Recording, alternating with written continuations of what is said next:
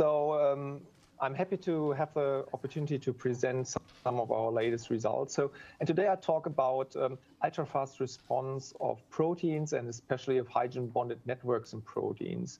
The talk is structured with 4 points. So first of all, I introduce a little bit what ultra-fast protein dynamics is. So how I look at it, what is the impact of hydrogen-bonded water networks, and what is the mechanism that can change or induce ultra-fast dynamics in proteins. That the mechanism is called Coulomb hammer. I will give 3 examples. One is protein dynamics prior photoisomerization in CPH1, it's a phytochrome. The other one is a different phytochrome that's called AGP2. There we'll focus on the hydrogen-bonded water network changes. And in the end, I talk about rhodopsin, that's from Halobacterium salinarium, bacterial rhodopsin. And I will show there that the electric field jump triggers an ultra-fast response and changes protein groups. So first of all, the question is, what is the fastest reaction in proteins, right? And in principle, you very often hear, okay, if you have a photoreceptor, then the very fast reaction is you excite the chromophore, and then you have either an isomerization or some other kind of reactions. And this takes place on a time scale of about, the fastest is known from rhodopsin, about 100 femtoseconds or 200 picoseconds in phytochrome sometimes. And others like BLUF and LOF domains are more on the scale of nanoseconds where triplet is formed. This is commonly used as seen as very fast. And it is very often thought that this is the fastest reaction, so it's the fastest response a protein can show. But I will show you today that this is not true. And then the question arises, what is faster in protein than the chromophore that absorbs light, right?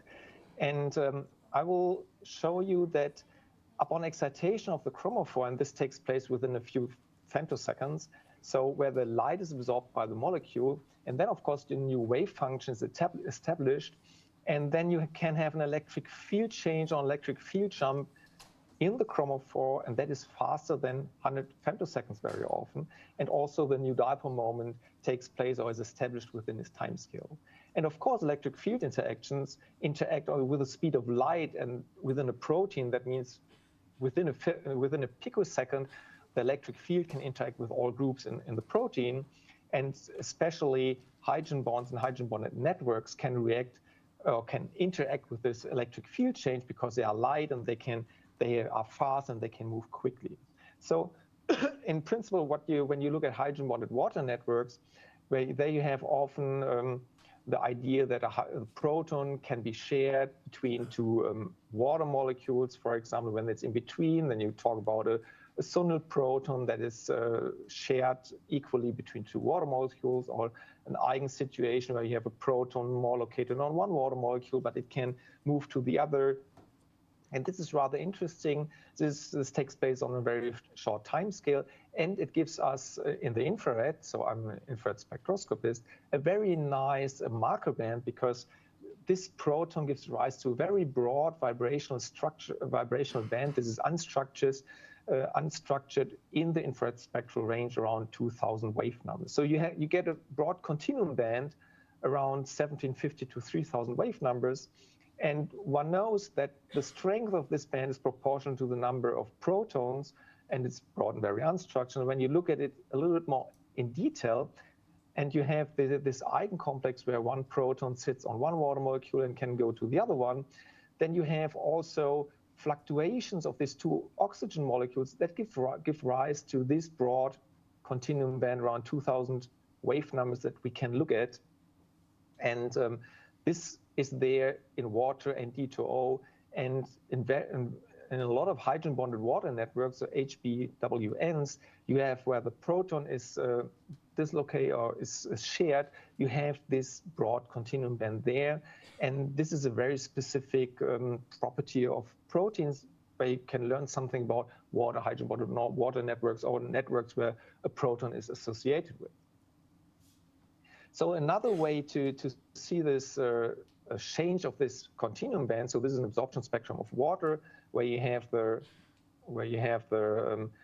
OH stretching vibration here, the bending vibration somewhere here, and we look only at this continuum band here. And there are investigations that show that when you have such a water environment with a shared proton and you add an electric field, so you crank up an electric field, then this continuum band shifts. So the continuum band rises because the other band shifts either to the blue or red. That means when you have an electric field and this increases, you increase the IR strength of this continuum band, still very broad, unstructured, and it is explained by the fact that you get more oriented water and molecules in this network that is more oriented towards the electric field, and then it gives rise to stronger hydrogen bonds, and this gives rise to a stronger infrared absorption band.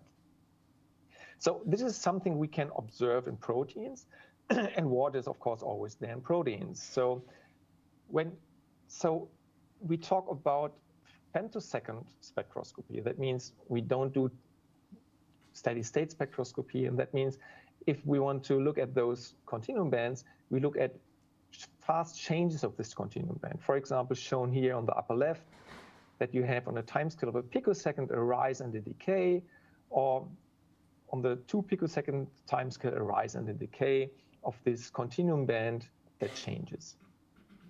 And this band that we can observe is very unstructured because it's broad.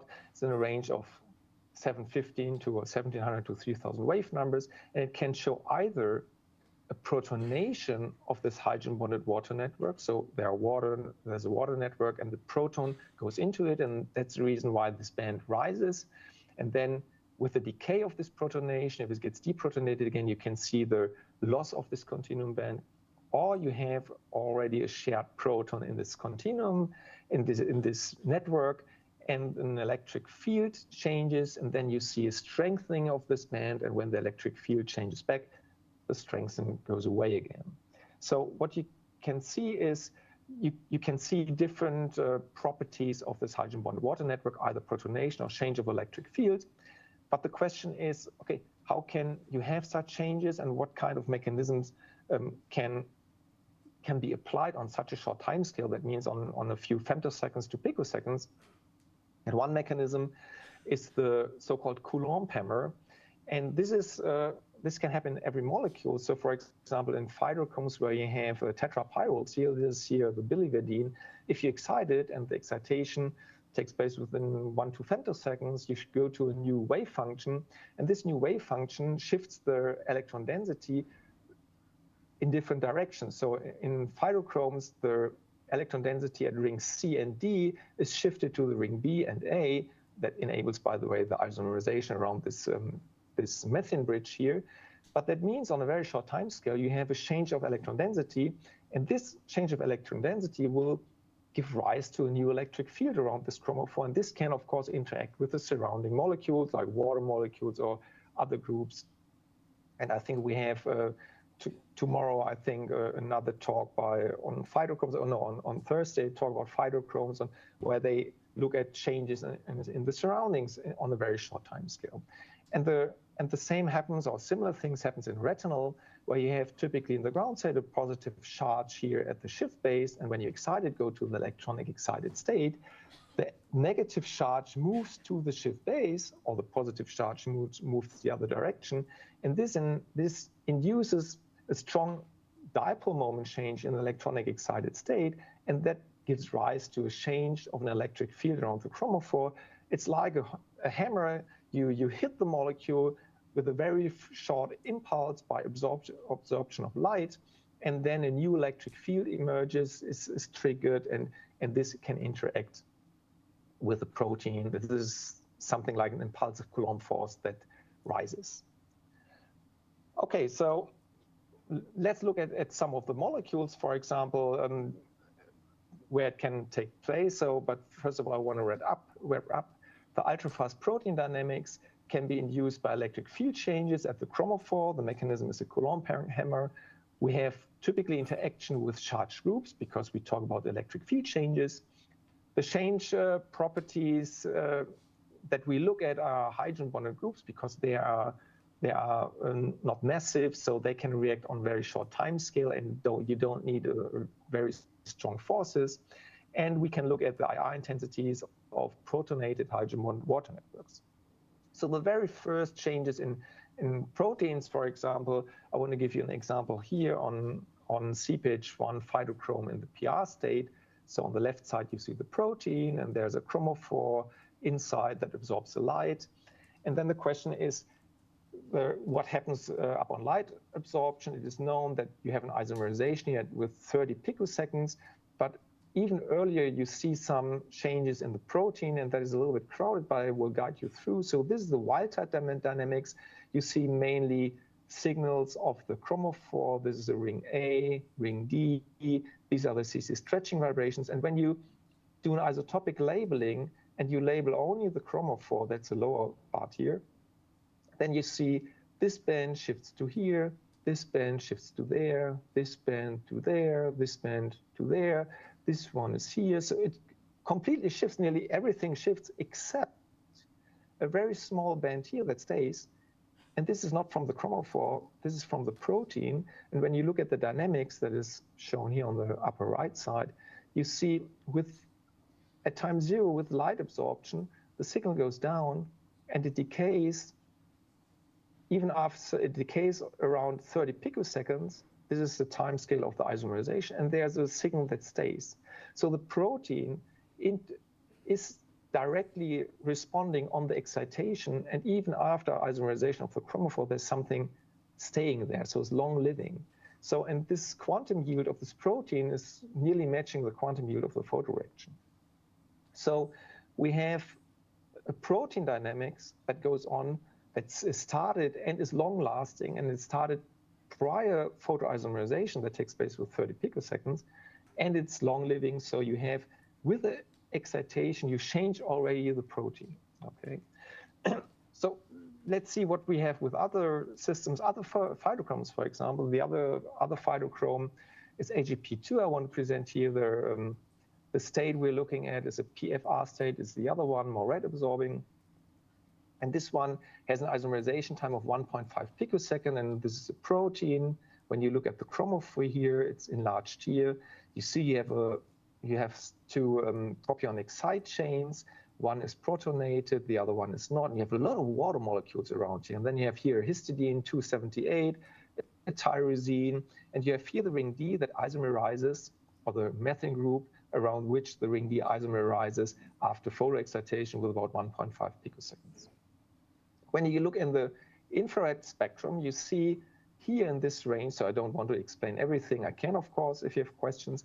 So, but when you see on the time scale here, there's a broad continuum band that goes up to higher wavelengths, of course. And this is from protonated water network.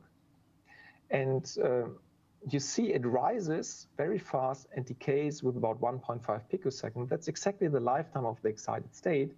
And the rise and decays here enlarged on the upper part of the picture. And you see this continuum band reflects some dynamics of the protein. So because the hydrogen bonded water network is not associated, it's not the chromophore, right? And we see, of course, the photoreaction production, LumiF, takes place with 1.5 picoseconds. You see the quantum yield of about 30% here. You have here signatures of the propionic C group here that is redshifted. And we have also some indications that either the ring C or ring D is probably deprotonated on a very short time scale. And what's interesting is this continuum band is gone if you mutate this amino acid here, this histidine 278, to an alanine. So the question is, okay, what has this to do with the continuum band, right? So where does the continuum band come from, and what is going on there?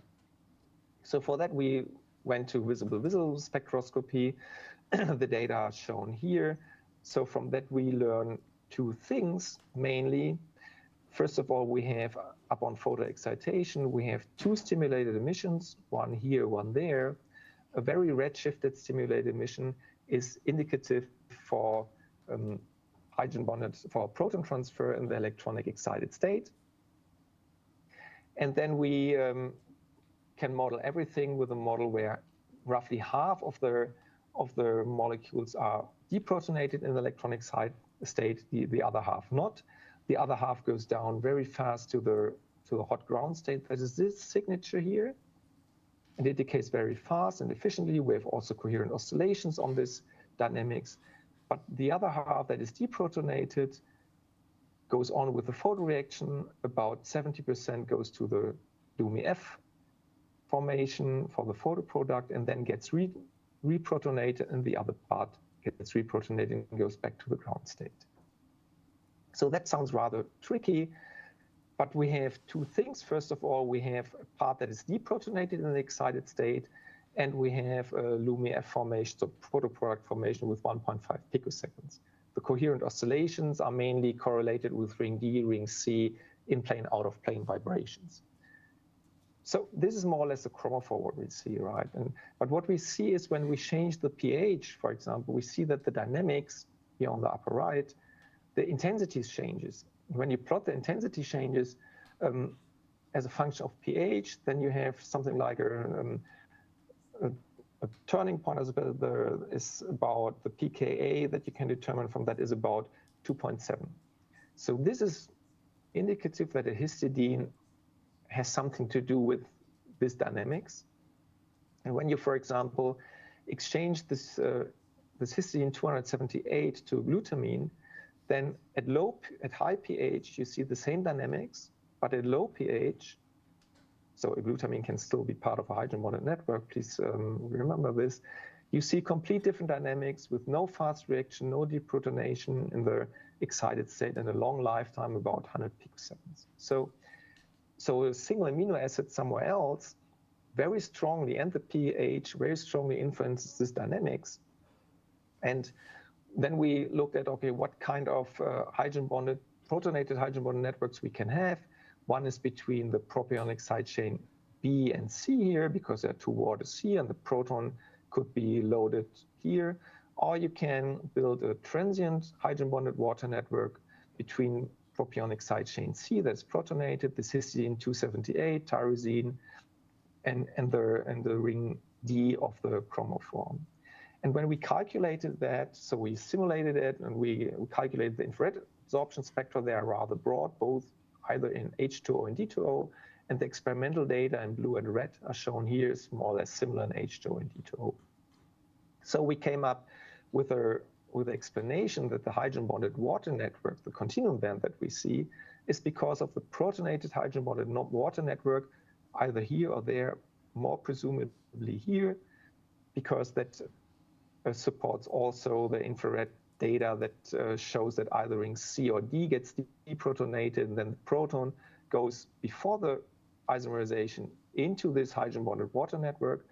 The chromophore isomerizes, the proton goes back, and during this time scale, changes at the prop C and at the histidine goes on, and these changes are long lasting.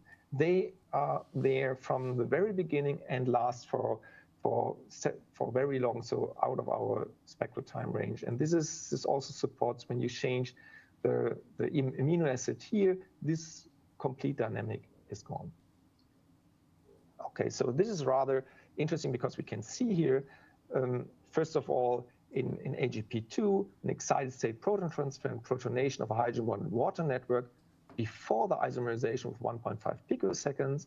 We have a deprotonation of the chromophore, and the continuum band shows a transient protonation of the hydrogen bonded water network. It is ultra fast, pH dependent, and if this hydrogen bonded water network is gone, then everything is slow and the photoreaction is completely different. And in the other phytochrome, we saw that also we don't have a continuum band there and a protonated hydrogen bonded water network. There are still protein dynamics prior to the isomerization, because we see hydrogen bonded amino acids, probably asparglue, that changes directly upon excitation of the chromophore. And both changes are long lasting. And it means the protein reacts up on the chromophore excitation, so the Coulomb hammer mechanism, prior to the isomerization, and the changes last long, right? And then when we look now at the third example I give, and this is a very well-known system, bacteriodopsin, so nearly everything is known there, or we think of everything is known at least. And you know, when you excite the chromophore here, the retinol, then you have on the later scale, you have change in the electronic excited state, you have a dipole moment change, then you have isomerization. This isomerization relaxes. Later on, a proton is released to USP85, and the proton is released from the proton release group here, downstairs, here at the extracellular side. Then the proton, after that, the proton goes from USP96 to the chromophore, and then the USP96 is reprotonated. And this all takes about 20 milliseconds or so. So when we look at the very ultra-fast reactions, then we see upon excitation from the calculations, okay, electron density moves to the shift base. So that is clear. So that gives rise to the dipole moment change in the electronic excited state. And then the dipole moment changes up by about 12 dBi, so that's a lot. And this gives rise to an electric field that we calculated here around the retinal. So this electric field lines are shown here. And you have also amino acids about 10 angstroms away as USP96. And you see the induced polarization on this amino acid due to the electric field at the oxygens and the hydrogen atoms. So all these groups around it will feel the electric field. And it is anisotropic because of the field change along the retinal chromophore. So if this is true, and we see, for example, electric field changes at amino acids, and you have also here hydrogen bonded water network, then we should see a continuum band, right? So as discussed before, you have an electric field. If there's a continuum band, you should see an increase of the strength of the continuum band. And indeed, in the infrared, we see this. On the very first time scale, so upon excitation, the continuum band increases, it's shown here, and decreases and decays with the decay of the electronic excited state. And this can be calculated also, so around at 5 femtoseconds after electronic excitation, you see, for example, here at the USP85, at the water, and USP212, this is a counter ion, you see charge transfer. That means an electron density decrease at these groups, so you have a charge transfer to the retinal. And when you calculate the infrared spectra of the retinal with the complex, counter ion complex, with this part here, then you see around this, where the continuum band is expected, you have an increase with the counter ion complex, and without the counter ion complex, you don't have an increase of the continuum band. And this gives us, leads us to the conclusion that we have a charge transfer at the counter ion upon photoexcitation, and this gives rise to this continuum band that shows that you have a hydrogen bonded water network, and then the electric field change gives rise to a change of the properties of these groups. So we have clearly continuum band visible that decays with or faster than the excited state. The protein properties change, and since we have no experimental evidence for deprotonated groups from all these bands we can explain, we can conclude that the electric field jump triggers the protein response. But when we look a little bit closer in this range, this is a range where carboxylic groups, carbonyl groups in the infrared absorbs, and we zoom it up, then we see on the very first time scale, we have not only a broadband, we have such dips on it. And even after decay of the excited state, the dip stays. And we assign this signal, so this is in D2O, this negative positive signal to in D2O, and this negative positive signal in H2O to the USP96 or the USP115, and this positive negative signal here to the proton release group, because for the proton release group, it's easy. We have a double mutant. When we use this, there's no proton release group. This negative signal is gone. So this is more or less clearly from the proton release group. And this one here is calculated for the USP96. So this is a simulation for perpendicular and parallel polarization. So perpendicular is green, parallel is gray. And this matches very well with our measurements. And if that is true, then we can say upon excitation, photoexcitation, we have an electric field jump that triggers the ultra-fast protein response, not only in the counter ion, but also in carboxylic groups 10 angstroms away from the retinal. And the question is that possible at all? And so I have to make this short. We calculated what is the screening of the water molecules, and we calculated this for pure water. And we see the screening here, so by just taking the absorption spectrum, do a Fourier transform, the screening takes place on a time scale that is depicted here of about 100 picoseconds or 80 picoseconds.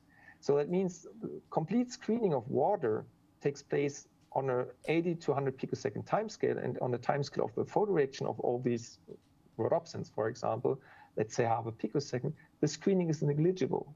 The dielectric response is only about 8.